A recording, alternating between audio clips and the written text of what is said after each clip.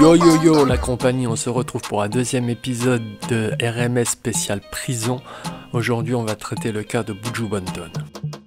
Jeudi 10 décembre, Buju Banton, de son vrai nom Mark Anthony Myrie, né le 15 juillet 1973 en Jamaïque, est arrêté par la DEA, Drug Enforcement Agency. Le musicien est arrêté après avoir voulu vendre pour $125 000 de cocaïne à un agent infiltré de la lutte antidrogue américaine, la DEA. Les faits reprochés exactement sont possession et intention de vendre 5 kg de cocaïne, possession d'armes à feu et usage de moyens de communication pour vendre de la drogue.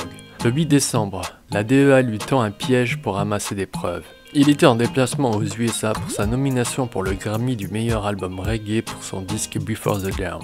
La vidéo date du 8 décembre 2009. On voit Buju en compagnie de 3 hommes, dont un agent infiltré et un informateur. Ils sont dans un hangar de la police, situé à Sarasota en Floride.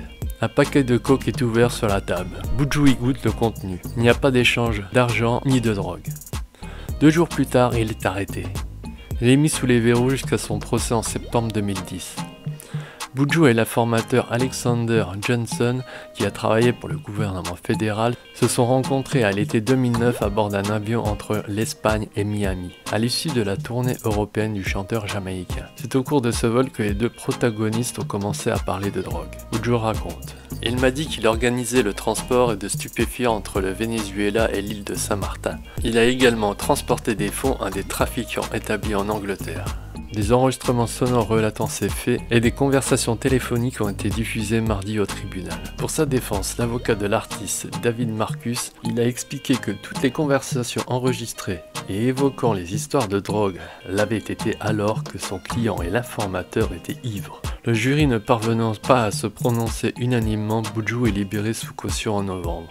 Il a même pu donner un concert à guichet fermé le 16 janvier. Un nouveau procès est prévu pour février 2011. Lors du deuxième procès au lendemain de sa victoire au Grammy, il est reconnu coupable de 3 des 4 chefs d'accusation qui pèsent contre lui. Possession et intention de vendre 5 kg de cocaïne, possession d'armes à feu et usage de moyens de communication pour vendre de la drogue. Jeudi 23 juin 2011, la sentence est tombée. 10 ans de prison ferme. Il nie toute implication dans ce trafic de drogue, soutenant que ce n'était que des paroles en l'air, et l'accusation a reconnu qu'il n'avait aucune implication financière. Père de 15 enfants et auteur de 15 albums, Buju Banton a eu une pensée pour les siens, avant d'être incarcéré dans une prison fédérale de Miami. Il leur dit ces quelques mots: à ma famille, tout particulièrement mes enfants, je dis de se souvenir de notre petite chanson. Aimer le Seigneur et ne pas faire de mal. Cet homme n'est pas mort, ne le considérez pas comme un fantôme.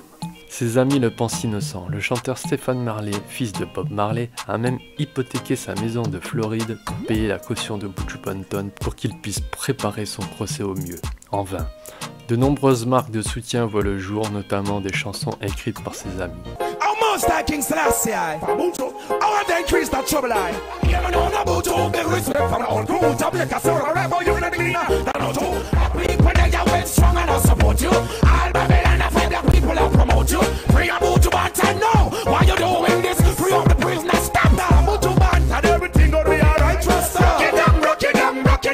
Même la chanteuse Rihanna, originaire de la Barbade, soutient Buju.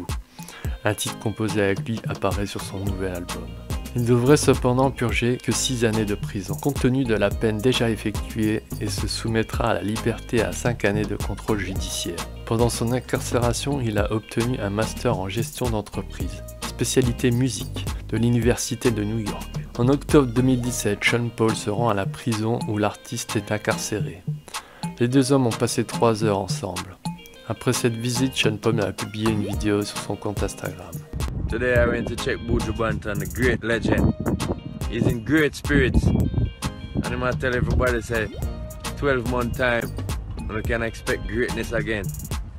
Big up Jamaica himself, heal up everybody. You know? All who doing good and who doing bad. Big up on yourself. Big up Buju Banton, legend. Buju Banton sera libéré le 8 décembre 2018 et immédiatement expulsé vers la Jamaïque. Une tournée intitulée La Longue Marche vers la Liberté a déjà été planifiée. Lors de son arrivée en Jamaïque, fin 2018, après 7 ans passés dans les prisons américaines, il est accueilli à l'aéroport international Norman Manley où de nombreux fans l'attendent et scandent We Want Buju. Il est accueilli comme une star. Tout le monde veut son petit moment avec le chanteur, prières, selfies, etc. Buju est une véritable icône en Jamaïque. Son premier concert post-prison au National Stadium de Kingston a réuni environ 30 000 personnes et beaucoup d'autres l'écoutaient à l'extérieur. L'amour du peuple jamaïcain pour Buju était toujours là, un lien profond qui dépasse le cadre de la musique. Il raconte « Je ne sais pas combien de personnes sont venues ce soir-là, dit-il. Les chiffres n'ont pas vraiment d'importance, c'est la célébration qui compte, le rassemblement des gens. J'aime mon peuple, ils le savent. Tout comme je sais que mon peuple m'aime. Ils savent qu'une grave injustice a eu lieu. Une énergie magnétique a été générée par les gens dans le stade cette nuit-là. Si vous aviez un compteur, vous auriez pu la mesurer.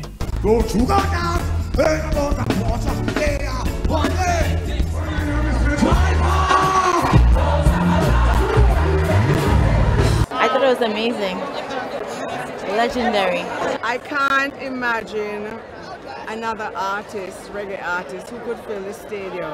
I think he did a fabulous job. Au cours des 18 mois qui ont suivi sa libération, Buju n'a jamais parlé de sa condamnation ni de son séjour en prison. Lorsqu'on l'y pousse, il répond que c'est un enfer improvisé qu'il a traversé en lisant, en méditant et en réfléchissant sur la vie, la sienne et celle de la société en général. Le temps et l'espace sont relatifs, dit-il. Vous devez protéger votre esprit. Et en tant qu'homme d'espoir et homme de foi, je peux voir que le monde est là et je suis là. Mais je peux m'absenter de l'existence mondaine. Buju clame toujours son innocence et crie toujours à la justice. Qui a tort, qui a raison, difficile à dire. On peut pas nier sa consommation de cocaïne, on le doit bien goûter la marchandise. Mais quel intérêt avait-il? C'est vraiment ça la question. Une star de son calibre a-t-il vraiment besoin de se résoudre à vendre de la cocaïne? Son album connaissait beaucoup de succès et a même décroché un Grammy. Donc pourquoi prendre autant de risques et de risquer de saboter sa carrière? On n'a pas de réponse fiable. Le jury l'a condamné, certes, mais les erreurs judiciaires aux États-Unis sont plus que courantes. Lui ne parle pas beaucoup de cette histoire. Donc on reste toujours dans un flou qui persiste encore près de 5 ans après sa libération. On aimerait croire que c'est un complot, que c'est une erreur ou encore un coup monté. Ce qui est probable aussi, mais dans quel but? Pourquoi la DEA aurait inventé cette histoire? Il reste quelques questions en suspens. Malgré tout, il a repris sa carrière et continue à faire bouger les foules sur des morceaux endiablés, comme il en a l'habitude. Il revient en studio en 2020 pour enregistrer son dernier album en date, Upside Down. Cette vidéo se clôture ici sur quelques questions qui restent en suspens. Que s'est-il vraiment passé dans cette affaire? Seul Buju le sait. En attendant, on se retrouve bientôt pour une nouvelle vidéo. Tu t'abonnes, tu likes, tu commentes, tu partages. C'est bon pour le référencement et ça fait avancer la chaîne. Je te dis à la prochaine. Big up. Peace.